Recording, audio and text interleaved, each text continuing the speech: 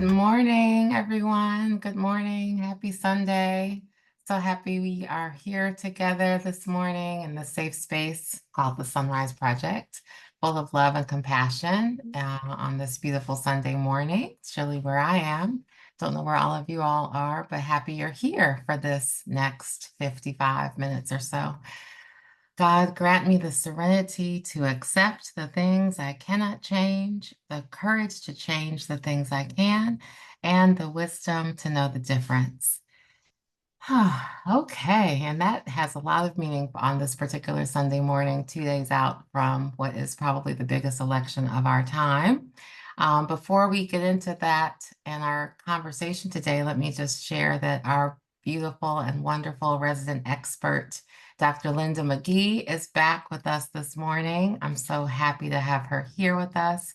Dr. McGhee, as most of you know, is a clinical psychologist, attorney, and nationally recognized mental health expert and speaker. Met some people coming in. Dr. McGhee has been featured broadly and widely in the Washington Post, Forbes, New York Times, Huffington Post, Grown and Flown, and on BET's America in Black mental health special. She has provided commentary for Washingtonian Magazine and has been and has served on the clinical faculty at the Washington School of Psychiatry and is a former adjunct professor at George Washington University. Current. I said former, Yeah. current. Thank you, Mhm. Dr. McGhee. No worries. I am having a moment this morning. Don't But worry about it. Dr. McGhee is a current professor at George Washington University and the Chicago School of Professional Psychology. She serves as a former president of the Maryland Psychological Association, and she is a compassionate leader who seeks to bridge differences and shed light, which is what she's going to be doing with us this morning. She has been with us here at the SonRise Project since the very beginning in February of 2020 and is a regular expert and guest here and friend here of the SonRise Project. So this morning, first, let me say thank you for being here, Dr. McGhee. Really appreciate it. I know you are away celebrating a birthday weekend with one of your good friends, and I know that when we do that, it's often hard to get up and do this because Right. you're Right. I'm not gonna tell tales or name names, but it's been a fun weekend. oh, awesome. I'm so glad. I'm glad you had And a great day. I'm out here in Lewis, Delaware, in a small place that I have out here, and this is my happy, peaceful place, y'all. And hopefully that you all have found those spaces for yourself. Yeah. So thank you, Kelly, for the welcome. I never plug like any work or speech or anything, but I do want to say, Kelly, if it's okay with you, this book Please, chapter. please. So I just it was just published in a book called Essentials on Multicultural Assessment, a chapter called Assessing Black Clients. And I'll put the title in the chat at some point in time in this hour. But I just want to say that I'm really proud because the diagnosing Black individuals is a science and an art. And I'm so happy to have the privilege to be able to shed light on the unique issues that we face with assessing our children and diagnosing our children That's and fantastic. adults. Yeah, so you do diagnosis for children and adults, Yes, testing. How does yes. tell us more about that before we get in our topic for today? Um, Or so I do psychological assessments, and within the psychology world, that's what I'm known the most for. I teach it. I teach forensic assessment, which is a court-based assessment, but I mainly specialize in the assessment of learning disorders, the assessment of ADHD, and the assessment of mood disorders, thought disorders. And so what I try to do for people that need it is give them a complete picture of their social, emotional, academic, and intellectual functioning. Mhm, So, and you get those, some of you've seen these with your children, you get these big reports that mhm, sort of summarize where you are and where you need to go. right. So that's what I do. And so this is my second book chapter. The first one was on culture in terms of diagnosing bipolar, in terms of the differences, how Black people, how women are misdiagnosed, and everything around culture impacts diagnosis. So this chapter that I just wrote is particularly focused on assessing Black clients and then the unique traumas and struggles that we face before we even get to the testing room, and how children and adults present in the testing room a lot of times when they're Black, and the things that clinicians need to take into consideration. That's fantastic. Congratulations. That's Thank you. really Thank good. you. That sounds fantastic. And I know you did the testing for my sons, and Hmm. or was really phenomenal because you helped us with working through some of the Hmm. diagnoses and the options and all of that good stuff. So thank you. Thank Yes, you and for I and that I, as and I'm well. really, really meaning that it's a privilege, because to have the opportunity to do this, and it means that I'm taking a step back from practice to be able to write, and what I want to do is like have sort of a impact on the field where other clinicians are more mindful of culture. That's fantastic. I think it would be awesome if all clinicians dealing with our children, share the same culture, share the same Yeah, background. well, And if well, that's the the case. thing, yes, the Mhm. thing is that there's only 4% of psychologists in the United States Right, are Black. right, And so, it's my training and my books goes to them, but it also goes to the other 96% of clinicians who will more than likely not be facing your child or right. you. We need to take those considerations Yep. and that. Hmm. Yes. So, you mentioned bipolar. You mentioned anxiety and depression. Hmm. And if you didn't, I know you specialize in both of those as well. Hmm. And I know as we think about this election that's in 2 days, 48 Hmm. hours, all the headlines are talking about how anxiety is Hmm. real. Election anxiety is real, no matter who you're voting for. Hmm. Um, and this, our conversation is not going to be about telling people who to vote for Nope. at all.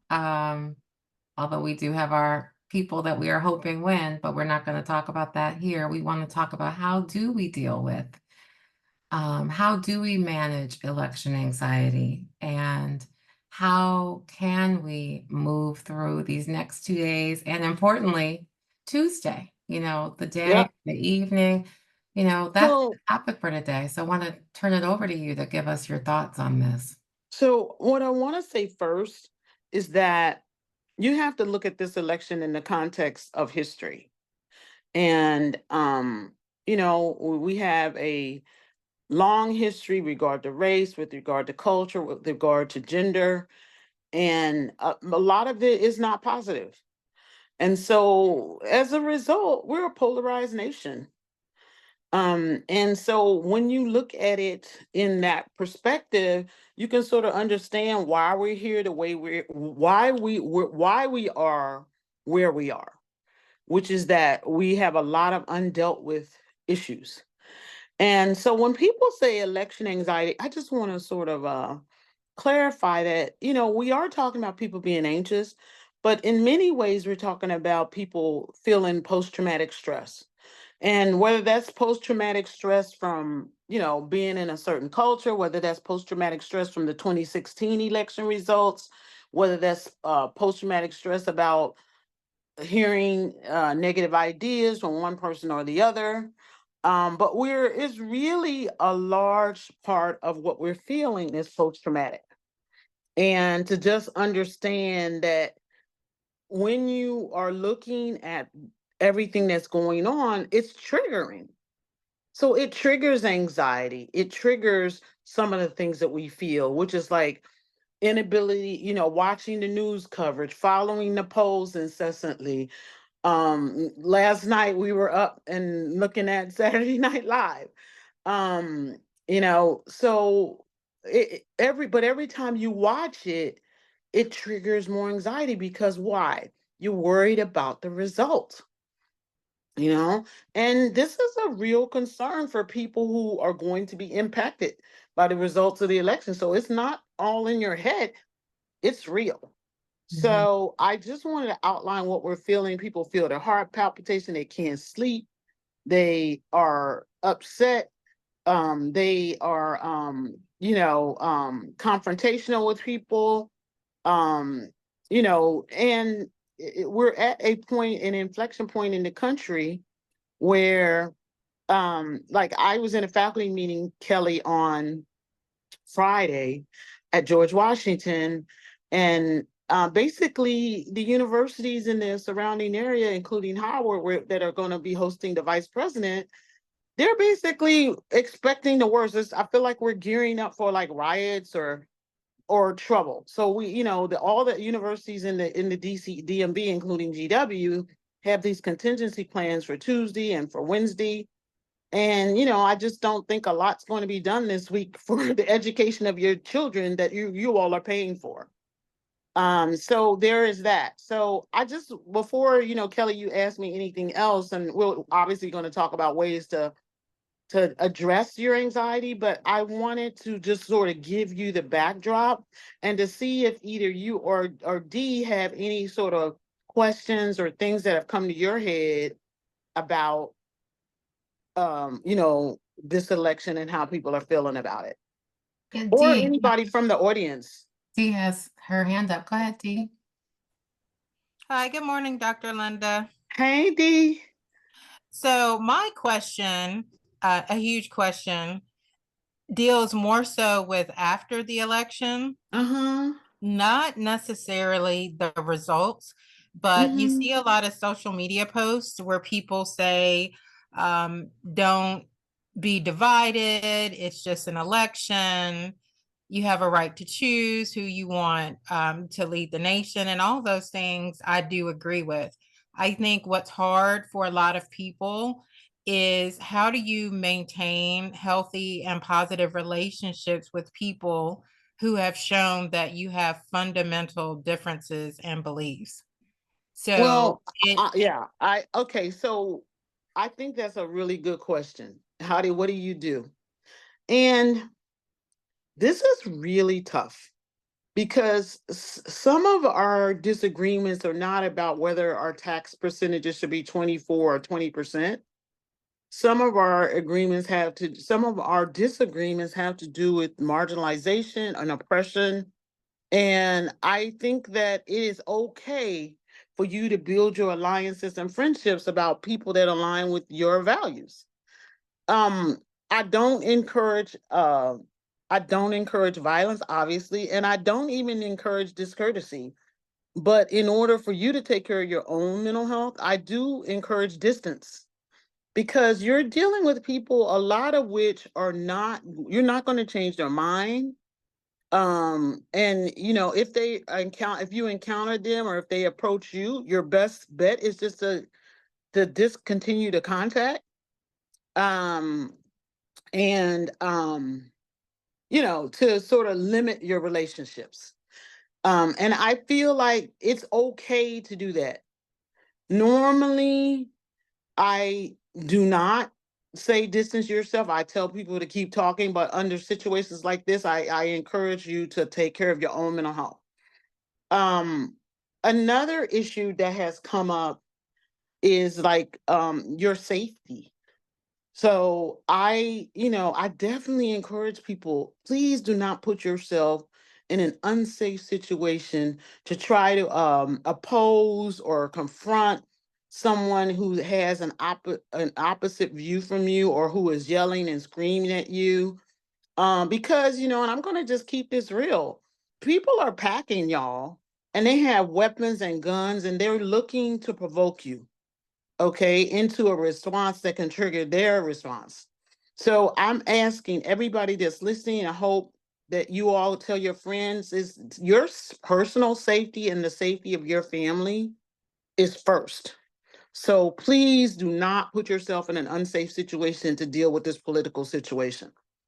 Um, and then the third thing, before we talk about specific tips, and I want to see if Kelly had any feedback, is to, when someone asks you, or if someone talks to you and they want to talk to you rationally, you can choose or not choose to speak with them.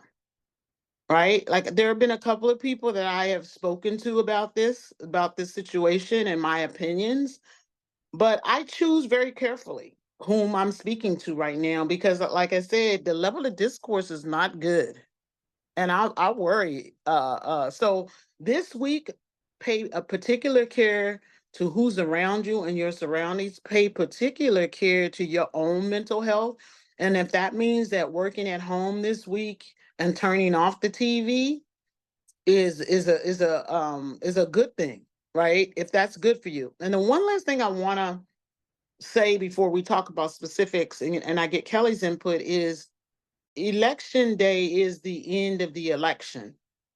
It is not necessarily in the country right now the arbiter of the final results, right? And we can talk about why that is the way it is, but the counting is taking longer.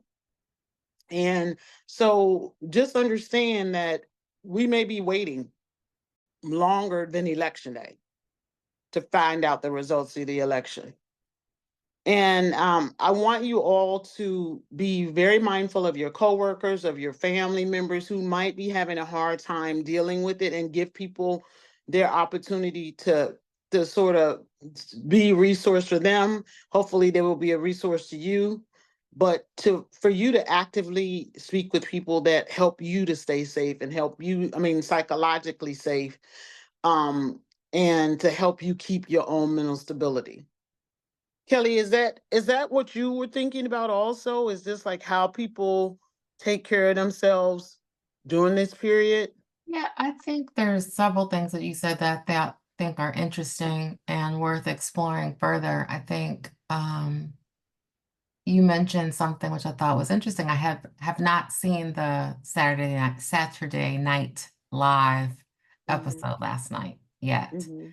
Um, and you mentioned it, and I was assuming it would be a funny, light moment, but you mentioned it in the space of negative stressors, and so Well, I mean, it was the vice president's part was funny, but okay, I mean, all of it was funny, but it's a political campaign and it was sharp okay, on both sides. I mean, we have gotten, but the former president was not portrayed, he was portrayed by a fictional person, by an actor, mhm, and the vice president was there in person, so she was able to put her best foot forward. But just to say that even satire now is biting, mhm, you interesting, know and honestly, the level of discourse, the things that we're talking about that we see in this election cycle. I mean, when is the last time we talked about some of these things that are just profane right, and right, not nice, and putting down people and calling people, out of their names, and it's a lot. yes, And we talk about politics, and maybe we talk about, we take these things for granted, but I do not remember in open discussions people calling people bisexual parts and trash and all of these things that we've been hearing. right. I do think that this election has been much more tumultuous than any other election, and I know there have been people talking about that. What I have had to do in my space is trying to not have the news on 24/7. And Yeah, I mean, um, yeah, absolutely. uh, Absolutely. I mean, since 2016, I have limited my viewing of what they call legacy media. I do more reading, but it was my own self-care thing. And mm, I don't know if I told you this, Kelli, but I've done this several panels on election anxiety. And this year, because of the things that I told y'all the last time I was here that I'm dealing with, I decided to only do one election anxiety panel because that was making me anxious, right, right? Is actually getting, on a stage or on a camera and talking about these issues right, is stressful.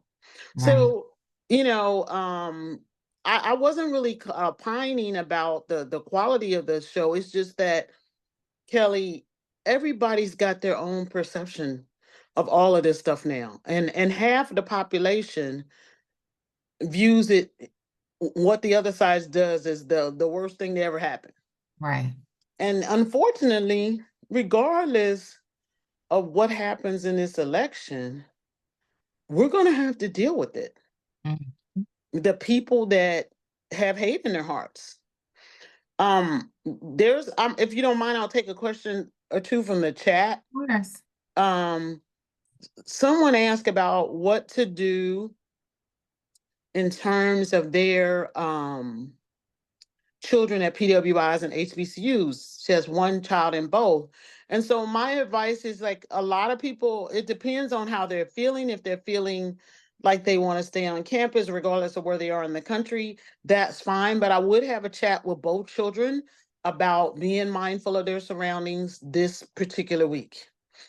Maybe this is the time you stay a little bit closer to campus. Maybe you don't go into the surrounding town, or you're careful when you go out. So that would be my advice. There might be protests, there might be things that they want to be involved in, and um if they want to and they can do it safely, I would say that's okay. But if they have any doubt about their safety, then I would advise them to, think twice. Mhm. And the last thing I want to say is that a lot of colleges are doing online this week. And so a couple of my clients that I have remaining are coming home. And they, this was parent weekend for a lot of the colleges. So some of the kids had longer breaks this weekend. And, if your child feels comfortable about doing online, if it's offered, then I would let them do it. But I would first just sort of query them to see where they are, right? If they're feeling, good, just remind them of some safety things that we talked about.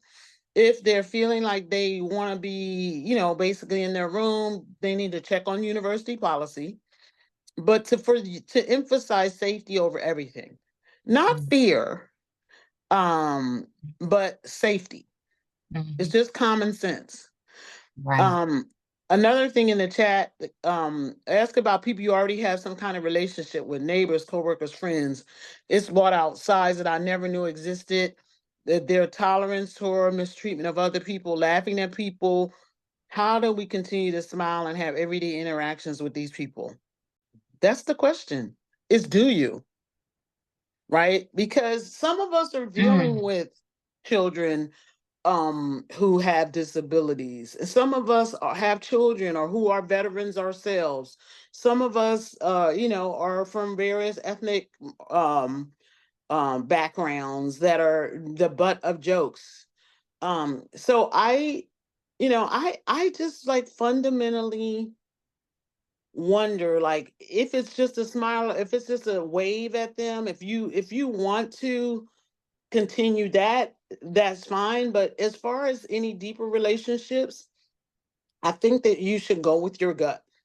And if every time you see that person, you can't you're so mad and you're disgusted, or you have negative feelings, I think you should honor those feelings and not try to press things down just for the sake of pleasantries. Right. I was gonna say that would be tough for me. I think I know Mhm. myself. I would not be able to It have that is, I fake mean, Kelly and I were relationship. talking about somebody that I know before we came on the air, and it has fundamentally changed the way that I view her.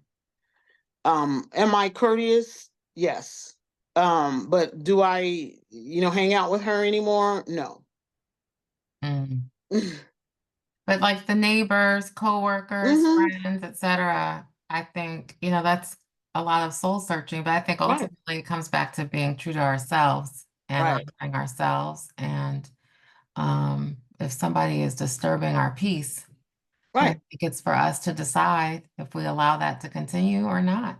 But And we have a choice. like, we have to deal with people. Some people we have to deal with, but we're trained to, like, be professional, right? Socialize to be professional. And I think in those situations, being professional is okay.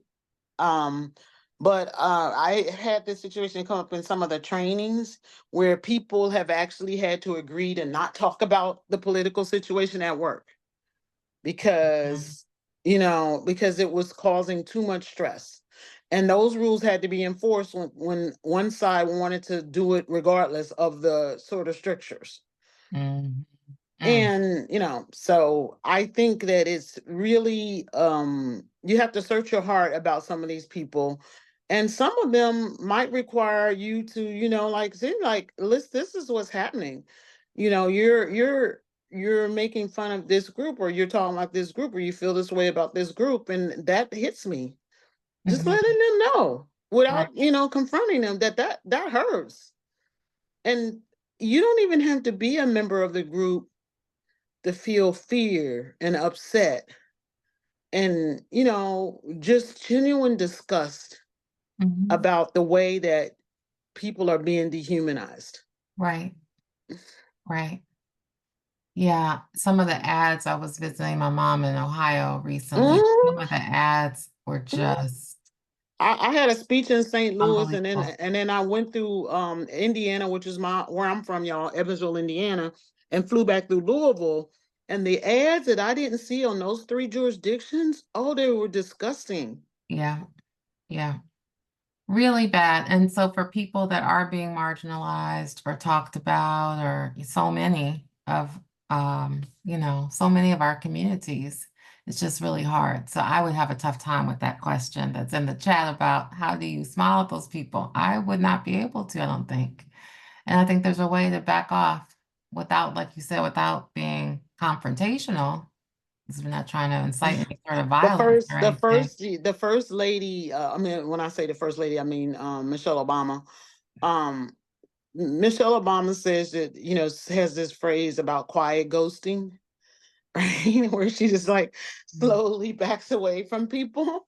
And I think that is a way that you can effectively deal with it. And because sometimes you can't confront, and sometimes that confronting is going to be, you already know that it's not going to give you anything.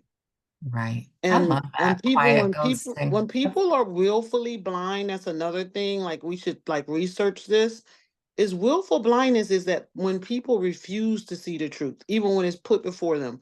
And what I see right Mhm, now is a lot of people that are willfully blind, and we think that mm, offering them facts, they're either willfully blind in that offering them facts is useless, or what they say about why they support the person is a subterfuge mhm, for mhm, racism, misogyny, and dehumanization and oppression.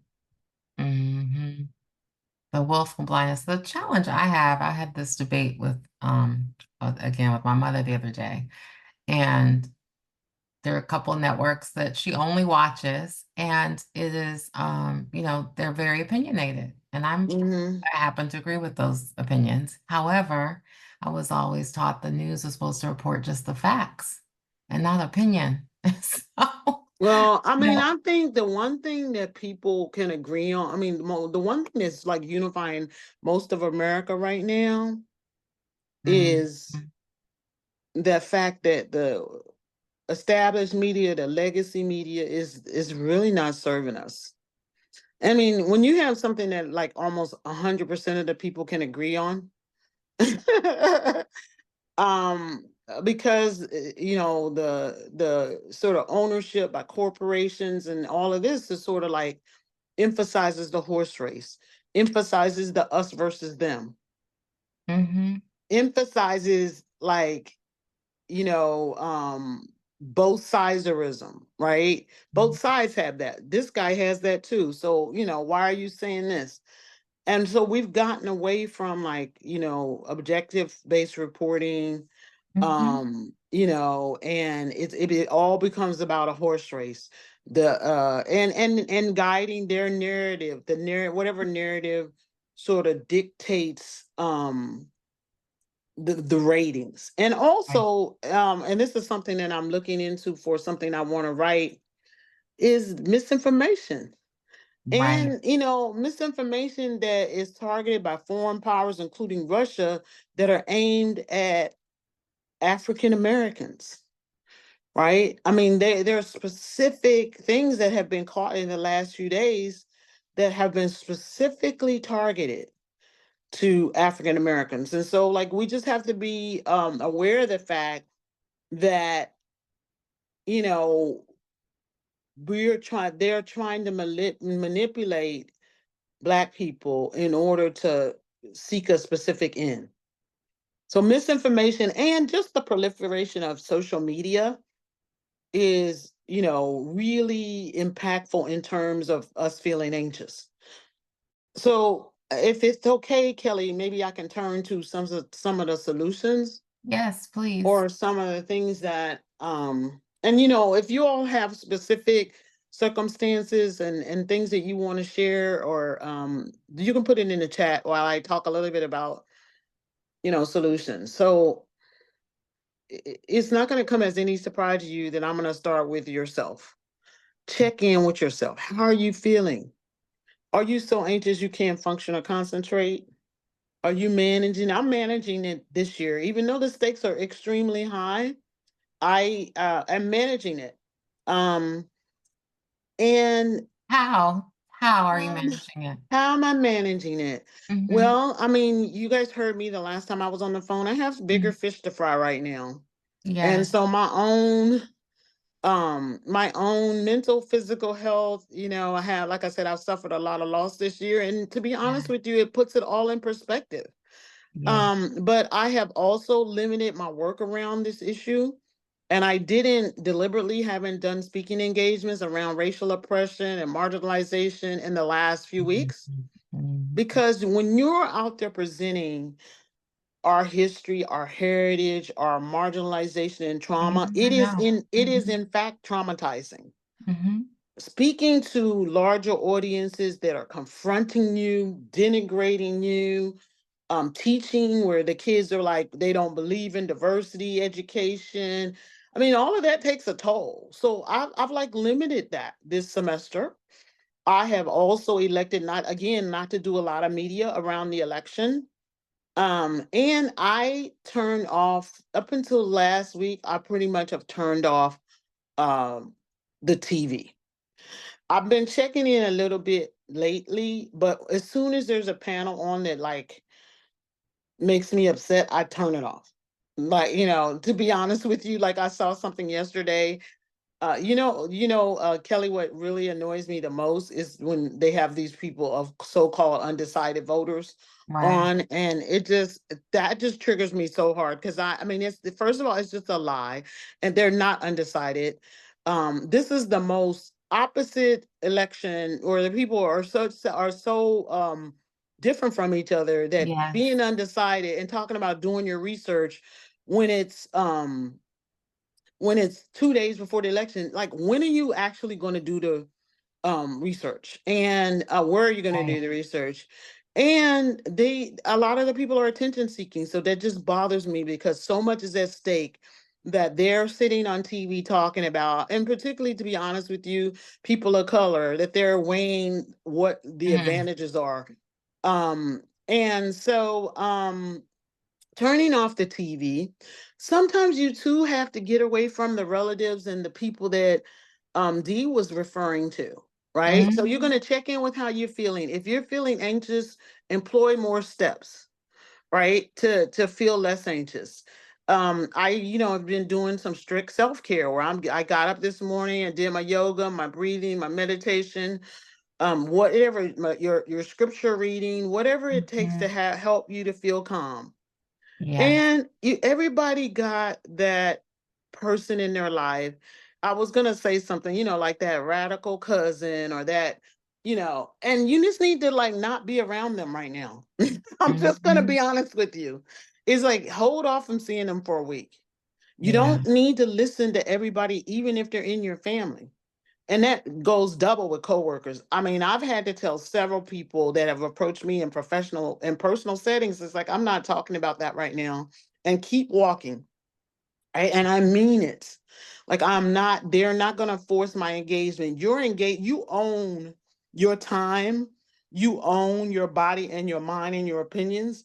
and you have to think about them as commodities. You do not have to give them to people because they want it, Right. right? And basically just say no. Keep walking. I love Uh-huh. that. I love You that. know. Someone asked me, I just want to pause on that for a hot second because someone was asking me at my day job company, are we going to get the day off Mhm. for voting? And I said, well, I think a lot of people have already voted, or there's mail-in ballots, there's early voting in almost every state. And if you need time off to vote, please feel free to take it. But we have work to do. And this is, we have a lot of work to do with our clients, but absolutely, please vote. Please vote. Yeah. Let the And fact so that they that, have a yeah, so meeting that, stop you. But make right. sure you work it out like everything else. You have a doctor's appointment, go to the doctor. But we're Right. not taking a day. And to be honest with you, there is Mm, voting. Voting is important, and so I cannot tell yeah, you how important it is. And that's one of the actions you can take to try to control negative feelings is to exercise your power as an American and vote. But voting does not going to cure all of this trauma. that's right. And I want to be really clear about that. We have to take ownership. I really another group of people that traumatize me is people like, well, I'm just not even going to vote. That is also triggering to me. So I have to turn them off Mhm. also. Um, because I think about the stakes. I think about the fact that it's just easy to sort of say I'm going to lay back, right? Yeah. And let everybody else fight battles, right? That our forefathers, our ancestors fought for and died for.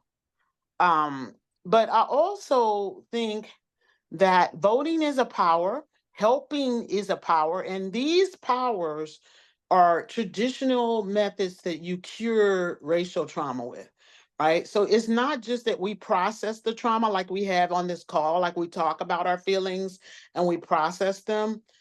Liberation therapy and trauma-based therapy has a component of action. So you take the reins and you go out and you try to do something about your trauma.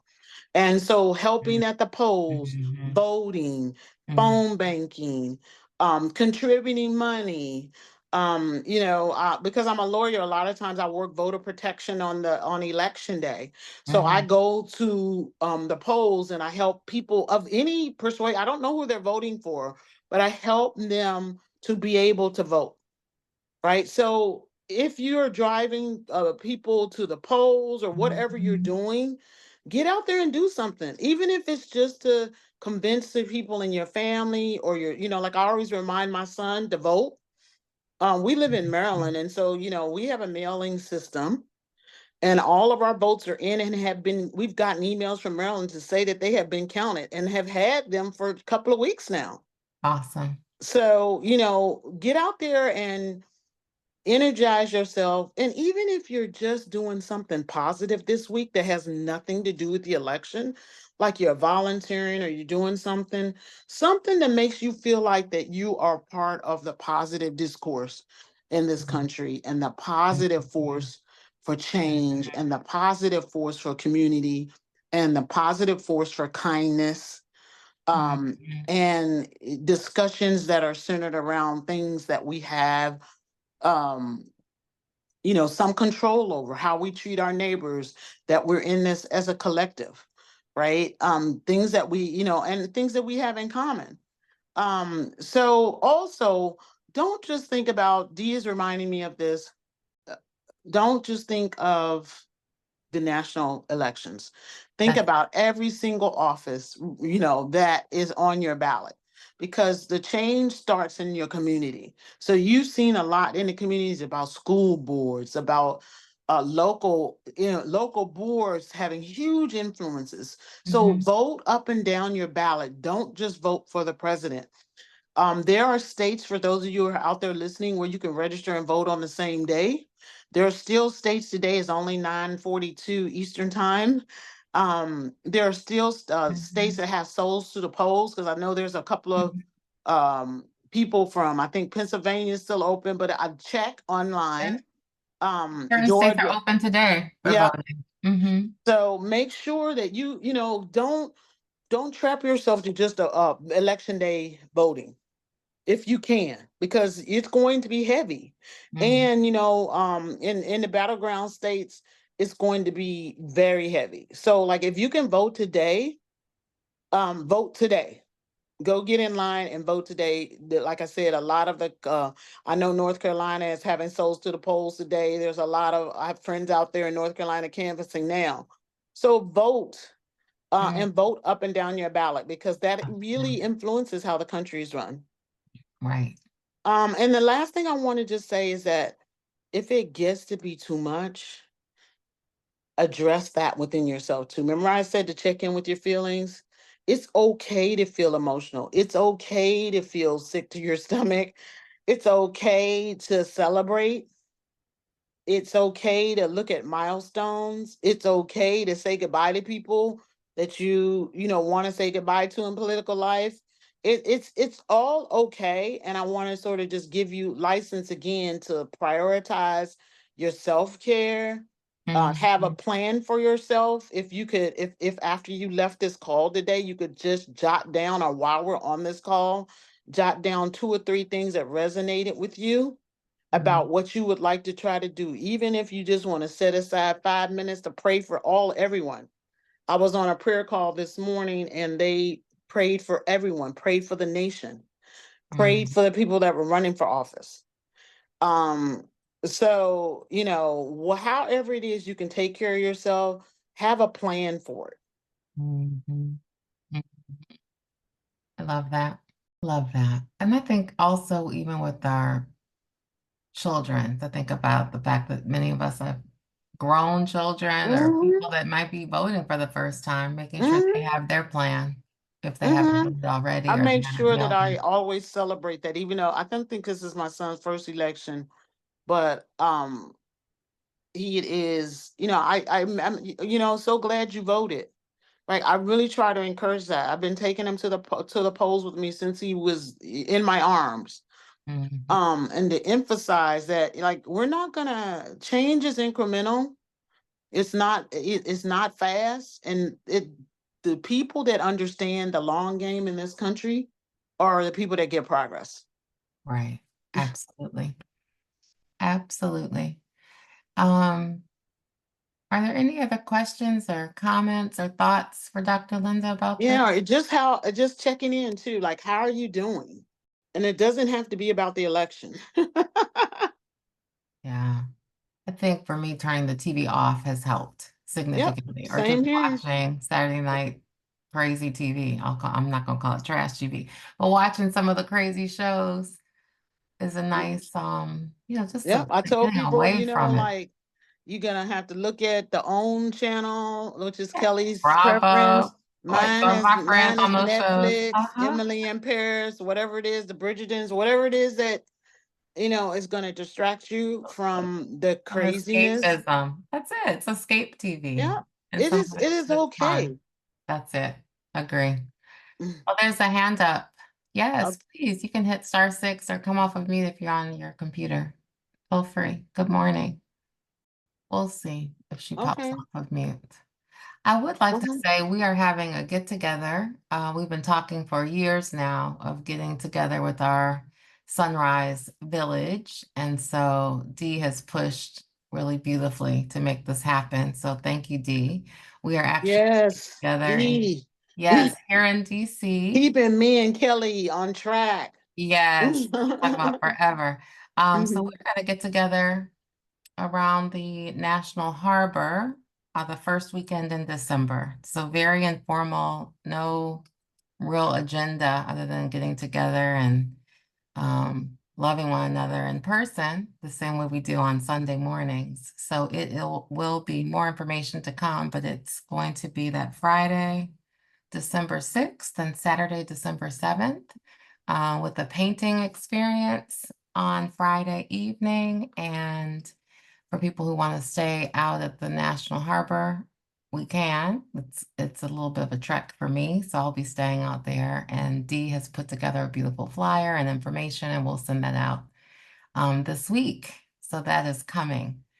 And people picked DC. I was shooting for Florida, but everybody voted to stay in, well, people, a lot of us are here in the area, so we'll be in the DMV. For those of you who want to come in town, the closest airport is Reagan National Airport, DCA. More to come, but that'll be Kelly, that. the link Right. to register is in the chat. Of course it is, because G, you're so fabulous. Thank you. So Dee has a Also, registration link in the chat, and you probably have all kinds of information. Please go ahead, Dee. well, no, I was just gonna say, the person with their hand raised put a note in the chat saying they can't get it to work to come off mute. Oh, okay. Sorry about that. Let me see if I can try.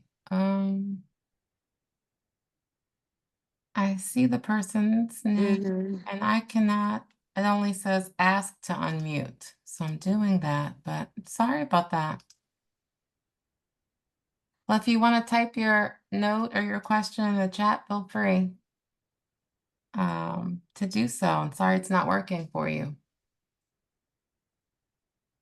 Oh, and she's coming back in a different way. So let's see, maybe this will work. Sorry, guys, that it just wasn't letting me be great. Oh, no problem. Well, come on in. Now with that introduction, you gotta come be great now. Bring it. I didn't even hear the introduction, but I appreciate whatever somebody said. But I just wanted to share I don't know if it's just I'd never paid it any attention before, but I noticed this year more than ever, I guess because I'm more still these days. However, I'm noticing that now on TV, they're announcing the national voter registration and stating that, you can see how many times people have voted, but not who they voted for, but kind of just go and look. But I just thought it was, for me, strange, because that would bring some concern, because if you can go just look and see if somebody, who's been voting, who's not, you can almost become a target, which creates a concern for, people in the public. So Yes, that was just new. Yeah. Right. People can say they can find out if you're registered, where you're registered, and whether you have voted and your party affiliation. Right. But a lot of times, and that's why people a lot of times have put no voter affiliation or independent, because they don't want people to know. I too think that that's interesting, that that's publicly available information, particularly. And I wonder if either of us would think that way if we weren't in the times that we're in. Right. Exactly. It was more innocuous 10 years ago, but now all of a sudden it's like, yeah, I don't know if I want people to know all that. And like Maryland, like I said, the Maryland database shows, what, that you voted, and that how you voted, like, mail-in ballot or whatever. So that's a lot of information, and I, guard you all to be protective of your information right now. Yeah, and I just think that's key for to make your kids aware, like Kelly was stating earlier, so first time voters. And then I like the feedback about campuses, because kids are on the first time on college campuses and need to be aware of their safety as well. So thanks for sharing that. But this is something that I feel like the parents really have to like click in on. Those of you that are parents out there, and those of you who have nieces, nephews, cousins, it's just check in with them today. Hey, cousin, just make sure you're safe this week. Is your school open? Just you sort of get in their business a little bit, and just because a lot of times when you're 18 or 19, you're not really thinking about personal safety and your surroundings. Right. And so a lot of times if their cousin checks in or their aunt checks in or their moms check in and say, hey, I need to talk to you at 6 o'clock at night. I just got a couple of things I just want to talk to you about. And, talk to them about what their plan is for this week. Right. Just And to for make sure Tuesday. that they're making intentional choices. And for Tuesday. And it's Yep. interesting, I think, and also there's a fine line, because you don't want to incite fear within your family, but you also want people to be safe. There's that No, fine. but like I said, approaching it like, hey, it's election week this week. I was wondering if you had thought about, did you hear anything? Or I saw that your college sent out this thing, because a lot of times they send the things to the parents. Like, have you seen it, and what do you think? And to start the discussion in an innocuous way, not like, fear mongering. Right. Because the Right. kids are very upset. Like, I taught a class of doctoral candidates, and there were people that were crying. We had an open discussion about the election anxiety, and they were crying. Mhm. The It's a students lot of are. stress. Mm-hmm. Mm-hmm. And you're teaching in DC, in the DC area. Yeah. Mm. But in my class, in my cohort, there's a lot of gay people. There are a lot of people from international countries that are scared, that are around the world, that are scared that changing leadership might result in them not being able to continue their studies. Fear for their personal safety. And this is real fear, y'all. Attacks against the Latin Americans, people of Latino descent are up. Asians are up. Blacks are up. All these are acts of violence geared toward people. These are real fears. They're Mm. not just in our imagination. The Mhm. FBI is confirming these stats. Right. Right. Right. Well, we're gonna pray for everybody, like you said, Yes. for a Yes, let's do that. peaceful Let's do day. that today. In our last prayer, if we could just please, I never asked this, but to pray that cooler heads prevail. Hmm. Right. Absolutely.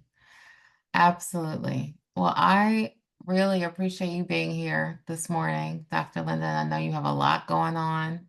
So many people have a lot going on. You have a lot that you are dealing with, as you shared personally. And so really appreciate you being here this morning with us, because you could have easily said, I'm not doing it today. But thank you for always being here for us, and for being such a great light, and sharing such great tips this morning for us and for our children and for our families. Appreciate you as always. And we'll pray for you as well this Thank week. you. I accept those. Absolutely. And then Dr. Vicki Johnson, who is such an amazing angel for so many of us. If you could please close us out in a prayer this morning. Hey, Dr. Nikki. Vicki. Hello, Dr. Linda. How are Yeah. you? Thank you so I'm much. well. Thank you so much for today. You're Mhm. always just so full of what I like to say, the wisdom of God, dispersed here for us on Sundays at the SonRise Project. And Kelli and Mm. Dee, thank you both for just being on the front line so willingly and so courageously as you are, Dr. Linda. So, God, we thank you for this day, this beautiful day that you have given to us, and this moment of a safe space, a sacred space, a space of truth and light and love, security, stability, wisdom, information. We're grateful today. You said in your word, in everything give thanks, for this is your will for us in Christ Jesus concerning each of us. And so we thank you today that we're able to stand on your word that says you've not given us the spirit of fear, but of power, love, and of a sound mind. That if we need wisdom, if we lack wisdom, all we have to do is ask for it. Thank you that our steps are ordered by you. So God, we lift up our country this week. We lift up every political candidate this week, because the heart of the king is in your hands. And so while we might not feel safe trusting in people that we see that are running for office, we feel safe because we are hidden in you. And you have promised that no weapon formed against us shall prosper, that every tongue that rises against us in judgment you shall condemn. So God, thank you for the opportunity to be a shadow of protection for us, to be a secret place for us. Thank you for every parent on this call, that you continue to pour into us wisdom that we might be able to offer to our children. Thank you that we are settled in you as your word is settled in heaven. We thank you that we don't trust in our own hearts, but we lean to you in all things, in all ways, and that you have given us all sufficiency for all things unto every good work. That's your word that you said would not return to you void, but that it would accomplish everything to which it is sent. So we thank you for great peace. We thank you for peace that surpasses all understanding, that guards our hearts and our minds. Thank you that we don't have to be anxious for anything, but with thanksgiving, we make our supplications known to you. Thank you for the SonRise Project. Thank you for the work of Dr. Linda's hands. Thank you for perfecting everything in every area of her life that concerns Dr. Linda, that concerns Kelli, that concerns Dee, that concerns every parent, mother, and father who is on this call, man and woman that is on this call. We give you glory for all of these things. We trust you with our whole hearts. And we know that no matter what happens on Tuesday, that all things work together for our good and for your glory, because you are God and we trust you. Now, as we go into this day, keep us safe, keep us aware, keep us situationally aware. Help us not to take unnecessary chances and risks, but to be still and know that you are God. And we believe to see your goodness in the land of the living that you have promised to each of us. In Jesus' name, we do pray and give thanks. Amen. Have a powerful day, everyone. And thank you for being here. We'll talk again next week. Amen. Thank you. Amen. Thank you. Thank you. Have a great week, everyone. Mm-hmm.